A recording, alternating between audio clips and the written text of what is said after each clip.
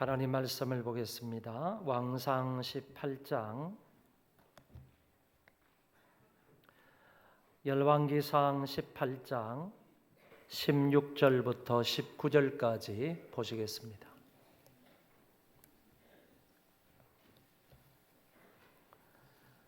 왕상 18장 16절에서 19절까지 제가 봉독하겠습니다. 오바다가 가서 아합을 만나 그에게 말하매 아합이 엘리야를 만나러 가다가 엘리야를 볼 때에 아합이 그에게 이르되 이스라엘을 괴롭게 하는 자여 너냐? 그가 대답하되 내가 이스라엘을 괴롭게 한 것이 아니라 당신과 당신의 아버지의 집이 괴롭게 하였으니 이는 여호와의 명령을 버렸고 당신이 바알들을 따랐습니다. 그런즉 사람을 보내어 온 이스라엘과 이세벨의 상에서 먹는 바알의 선지자 450명과 아세라의 선지자 400명을 갈멜산으로 모아 내게로 나오게 하소서. 아멘.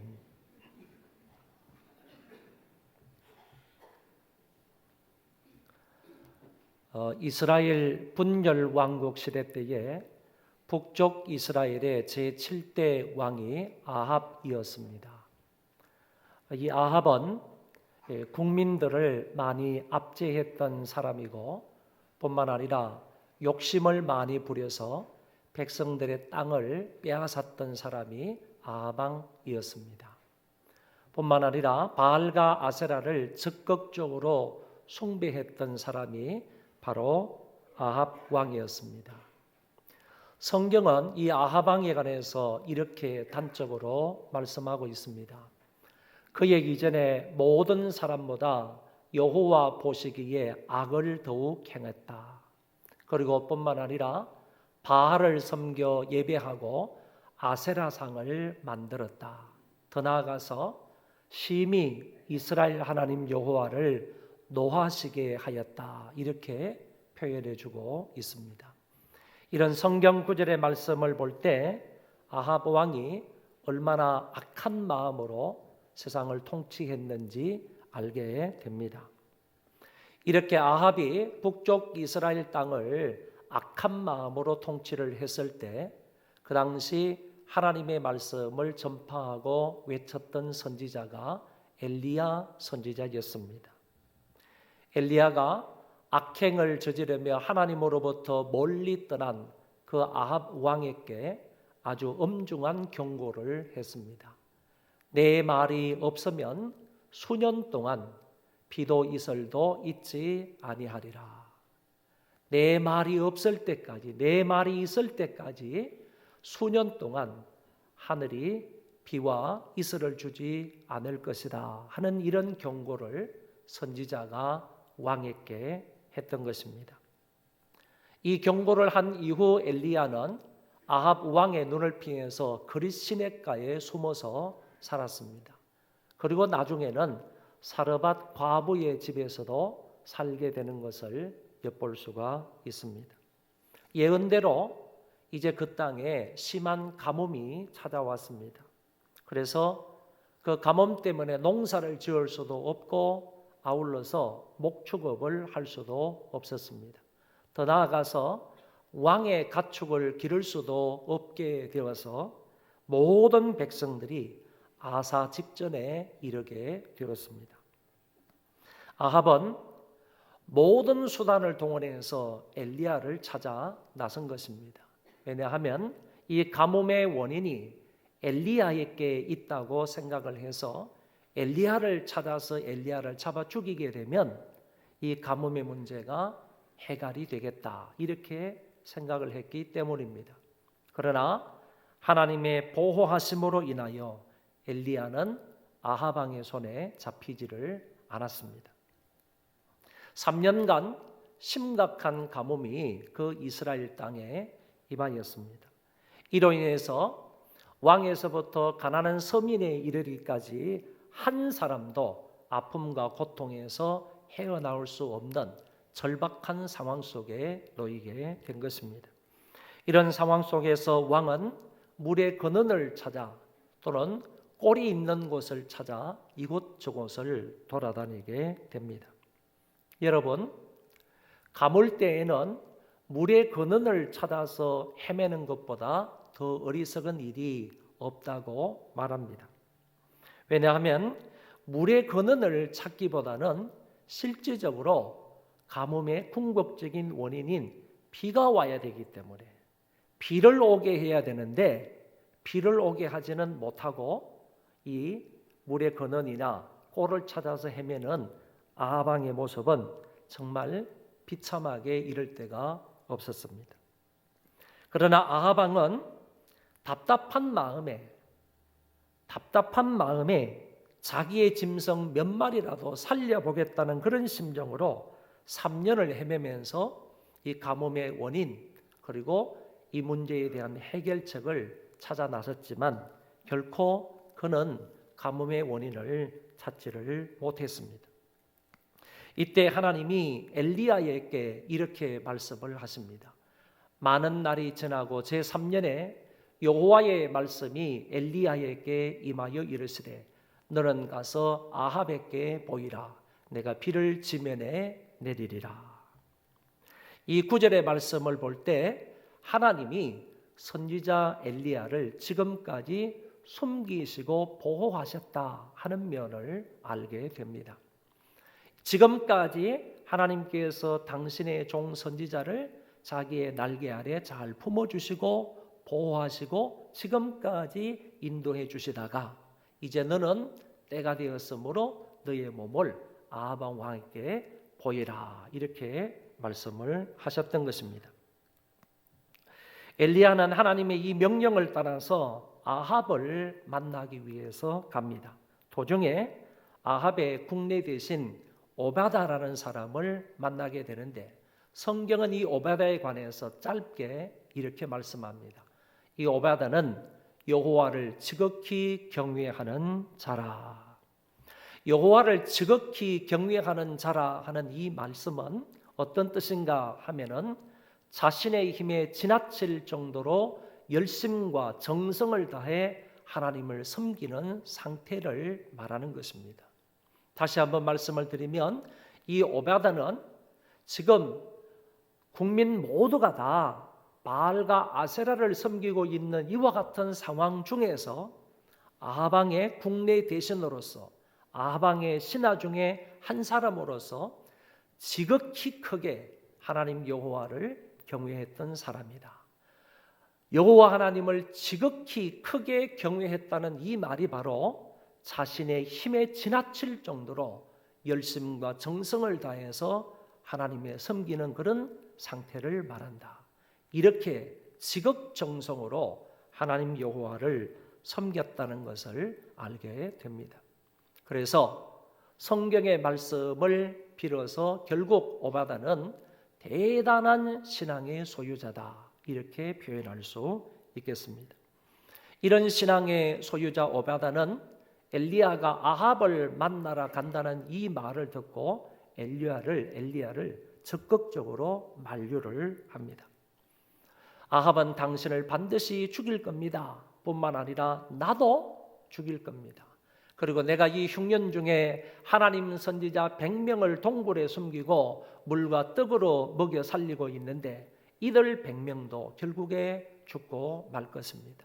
그렇게 되면 땅 위에 하나님을 경외하는 사람은 다 멸절되고 말 것입니다. 당신은 절대로 당신의 몸을 아합에게 보여서는 안 됩니다. 이렇게 만류하는 것입니다. 오바다의 만류에도 불구하고 결국 엘리야는 아합을 만나게 됩니다. 아합은 엘리야를 보자마자 이렇게 말합니다. 이스라엘을 괴롭게 하는 자여 너냐라고 말했습니다. 여러분, 이 말은 아합은 이스라엘이 당하는 고통의 원인이 전적으로 엘리야에게 있다라고 생각해서 나온 말입니다. 지금까지 3년이 넘도록 이 땅에 비가 오지 않으므로 사람과 모든 농작물, 가축을 기를 수 없고 다 죽게 생긴 원인이 바로 너 때문이다 이렇게 지적하는 말입니다. 이 말을 들은 엘리야가 이렇게 대답을 합니다. 그가 대답하되 내가 이스라엘을 괴롭게 한 것이 아니라 당신과 당신의 아버지의 집이 괴롭게 하였으니 이는 여호와의 명령을 버렸고 당신이 바알들을 따랐습니다. 엘리야는 아합 왕의 판단과 정반대의 이야기를 하고 있는 것입니다. 아합은 엘리야를 가리켜서 이스라엘을 괴롭게 하는 자여 너냐 이렇게 추궁하며 말했지만은 반대로 엘리야는 그 왕을 보자마자 이 이스라엘 지방의 이 심각한 가문의 원인이 또 달리 말해서 이스라엘을 진정으로 괴롭게 하고 고통을 준 그 원인이 당신 왕과 당신의 집안 때문이며 더 구체적으로는 그들이 하나님의 명령을 버리고 바알들을 따랐기 때문이다라고 말씀하고 있습니다. 누가 이스라엘을 괴롭게 하는 자입니까? 왕입니까? 선지자입니까? 정치 지도자입니까? 아니면 종교 지도자입니까? 악인입니까? 의인입니까? 하나님의 명령을 버린 자입니까? 그 명령대로 사는 자입니까? 우상 숭배자입니까? 아니면 오로지 하나님 여호와만 섬기는 자입니까? 여러분은 이 원인이 누구에게 있다고 생각합니까? 누구 때문에 이스라엘 민족 전체가 이런 고통을 당하고 있는 것입니까? 둘 중 한쪽이 원인 제공자임이 분명합니다. 이스라엘 모두에게 고통을 준 사람은 말씀을 버리고 우상을 따르며 잘못된 사상을 가진 아합 왕입니다. 엘리야가 아니라 아합 왕 때문에 가뭄으로 인해 온 백성이 고통 중에 죽어가고 있다는 말입니다. 단적으로 말해서 하나님을 거역하는 죄 때문에 그 백성이 이런 고통을 당하고 있다는 것입니다. 엘리야는 그 원인을 밝히고자 이런 제안을 합니다. 바알과 아세라의 선지자들과 한판 대결을 벌이자는 것입니다. 이로써 가뭄의 원인이 누구 때문인지를 밝히며 동시에 비를 내릴 수 있는 참신이 누구인지를 밝혀보자고 엘리야는 제안을 했습니다. 엘리야는 갈멜산에서 바알 아세라 선지자 850명과 대결을 합니다. 대결 방법은 단을 만들어 놓고 그 위에 장작을 설치하고 송아지를 제물로 올렸을 때 하늘에서 불이 내려와 그 제물을 태우는 신이 참된 신이 되는 것이고, 불이 내려오지 않으면 그 신은 가짜 신, 거짓 신이 된다고 판결을 하자라고 했습니다. 먼저 바알과 아세라 선지자 850명이 제단을 만들었습니다. 그리고 그 위에 송아지를 배설해 놓고 자기들의 신 이름을 부르기 시작했습니다. 이런 아침부터 시작해서 정오가 되었지만 아무런 변화가 없었습니다. 그러자 엘리야가 그들을 조롱합니다.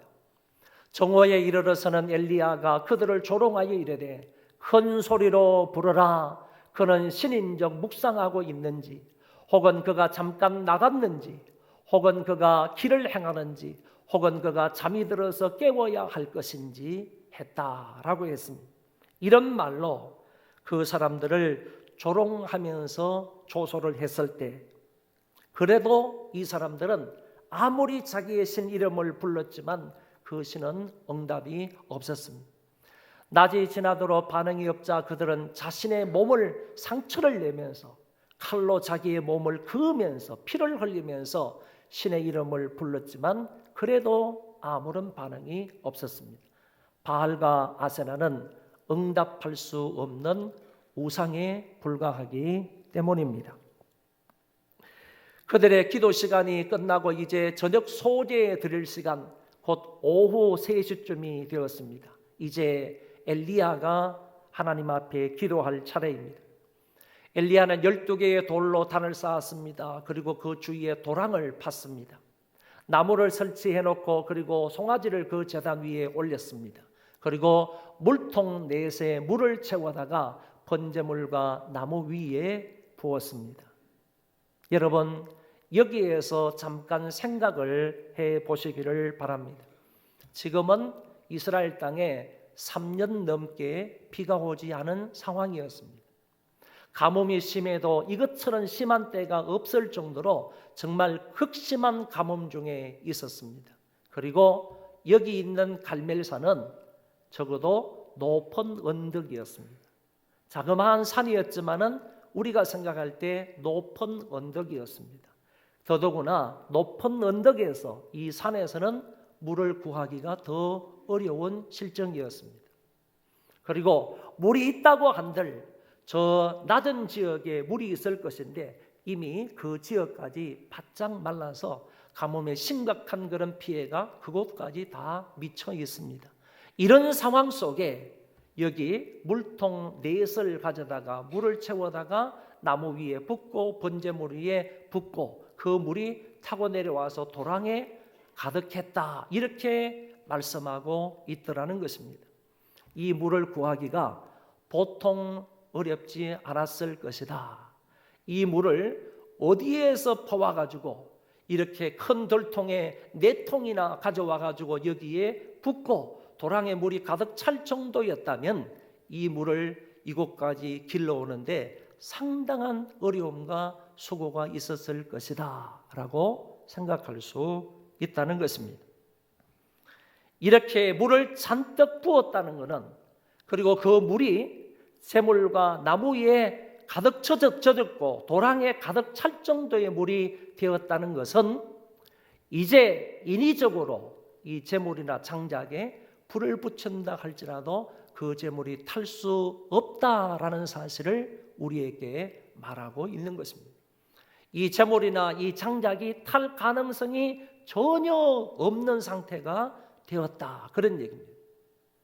나무와 제물이 다 젖고 사방 도랑이 물에 가득 차게 되었을 때 엘리야는 하나님 앞에 기도하기 시작을 합니다. 성경에 보면 저녁 소재 드릴 때에 이르러 선지자 엘리야가 나아가서 말하되, 아브라함과 이삭과 이스라엘의 하나님 여호와여, 주께서 이스라엘 중에서 하나님이신 것과 내가 주의 종인 것과 내가 주의 말씀대로 이 모든 일을 행하는 것을 오늘 알게 하옵소서. 여호와여, 내게 응답하옵소서. 내게 응답하옵소서. 이 백성에게 주 여호와는 하나님이신 것과 주는 그들의 마음을 되돌이키심을 알게 하옵소서 하매, 이에 여호와의 불이 내려서 번제물과 나무와 돌과 흙을 태우고 또 도랑의 물을 핥은지라. 할렐루야. 바알과 아세라 선지자 850명의 간구에는 아침부터 저녁 소재 드릴 때까지 자기들의 몸을 상해하면서 그들의 신에게 기도를 했으나 응답이 없었지만은 엘리야의 짧은 기도, 히브리 성경을 가지고 그대로 읽어보면 30초도 채 걸리지 않는 이런 짧은 기도에 하나님께서는 곧바로 응답을 해 주신 것입니다. 하나님이 불을 내려서 제물을 태웠습니다. 도랑에 물을 태웠습니다. 더 희한한 것은 주변에 돌과 흙까지 다 태워버렸다라고 말씀하고 있습니다. 하나님이 강한 불로 그 재난의 역사를 하신 것입니다. 하나님이 강한 불로 엘리야의 기도에 응답을 하신 것입니다. 누가 참 신인지, 누가 살아계신 신인지 이제 확실해졌습니다. 아합이 섬기는 신과 엘리야가 섬기는 신 중에서 누구를 섬겨야 할지도 분명하게 나타났습니다. 뿐만 아니라 이스라엘을 괴롭게 하는 자가 누구인지도 이제는 분명해졌습니다. 바알과 아세라는 가짜이고 그것을 섬기고 있는 아합도 가짜이고 결국 아합은 우상 숭배자임에 불과하다는 사실도 판명이 되었습니다. 아합 왕이 이스라엘을 괴롭게 하고 있다라는 사실이 이 사건을 통해서 분명하게 드러나게 된 것입니다. 아합과 이세벨에게 빌붙어서 종교 지도자 노릇을 하고 있던 850명의 선지자들은 백성들에게 우상 숭배를 조장했던 더 악한 자들이었습니다. 이들도 분명 이스라엘이 고통을 당하는 데 크게 한몫을 한 사람들입니다. 능력 대결에서 승리한 엘리야는 백성들에게 이 악한 종교 지도자들을 전부 잡으라고 명령을 했습니다. 그들을 잡아서 기손 시냇가에서 그 850명의 바알과 아세라 선지자들을 한꺼번에 다 죽이게 됩니다. 그리고 엘리야가 갈멜산 꼭대기에 올라가서 땅에 무릎 꿇어 엎드려 그의 얼굴을 무릎 사이에 넣고 간절히 기도했더니 조금 후에 구름과 바람이 일어나서 하늘이 캄캄해졌고 큰 비가 내렸습니다.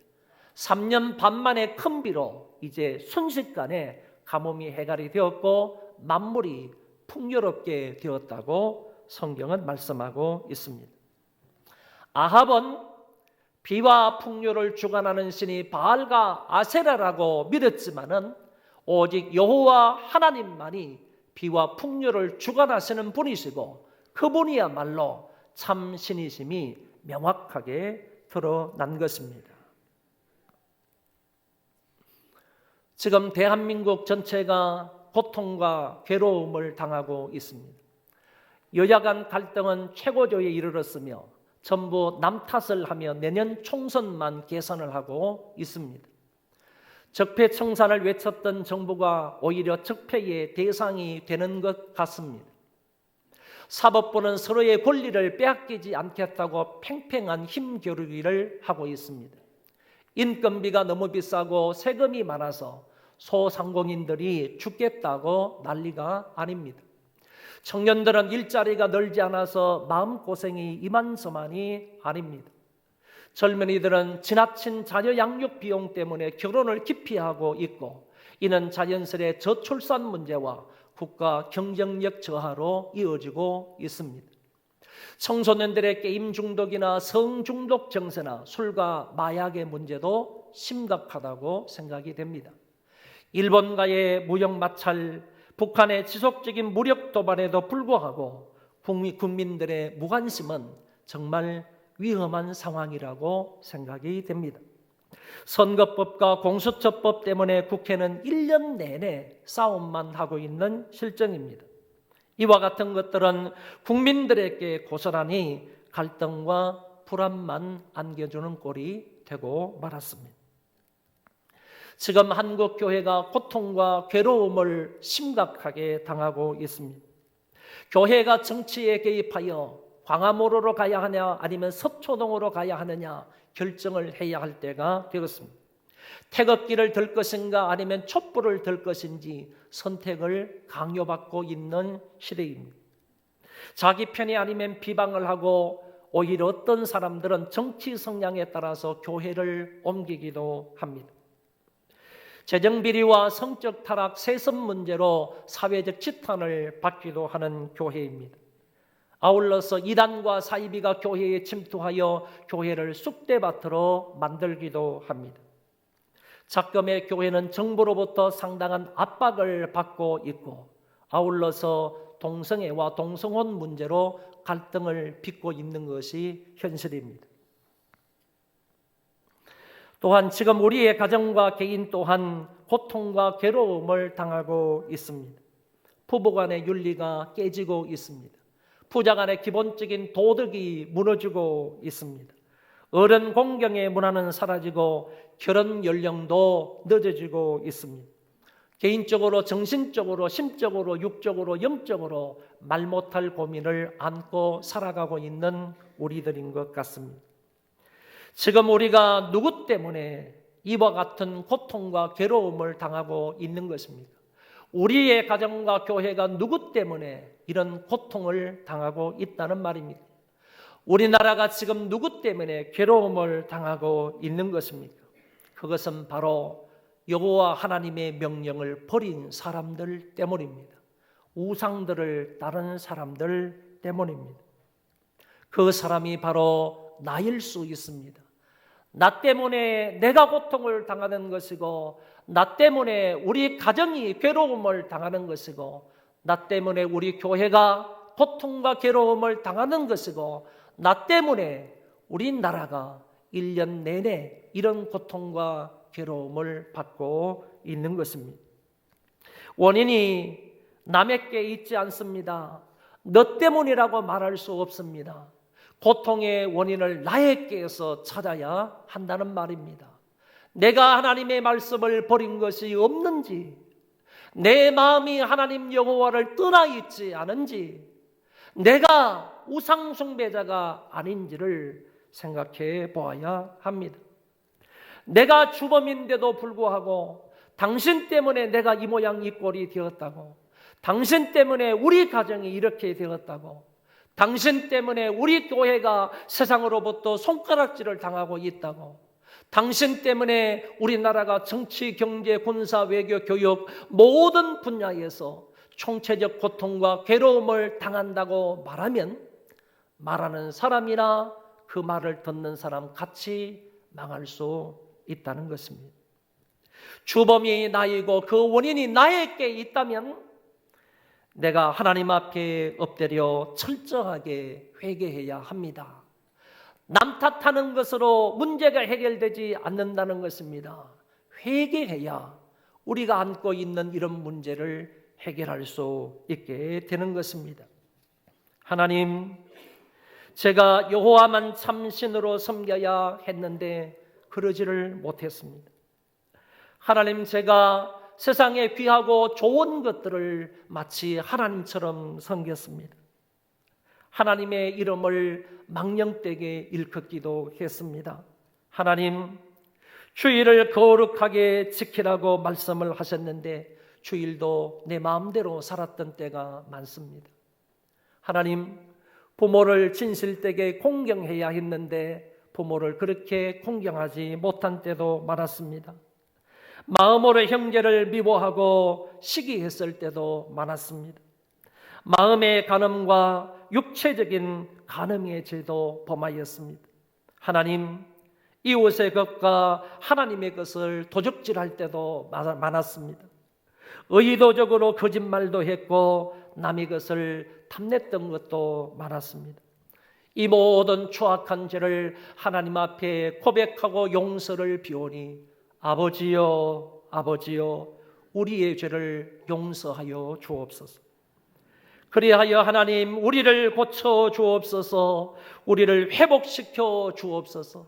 뿐만 아니라 우리의 가정과 교회와 이 나라의 고통과 괴로움도 하나님이 고쳐주시고 회복시켜 주옵소서. 하나님이 우리의 회개 기도를 받으사 나를 고치시고, 우리 회개 기도를 받으사 하나님이 우리 가정을 고치시고 우리 교회를 고치시고 하나님 친히 이 땅을 고쳐 주옵소서. 이런 기도를 통하여 하나님의 은혜를 입는 이 아침이 되어지시기를 바랍니다. 우리 그 자리에 다 일어나셔서 함께 찬양하겠습니다.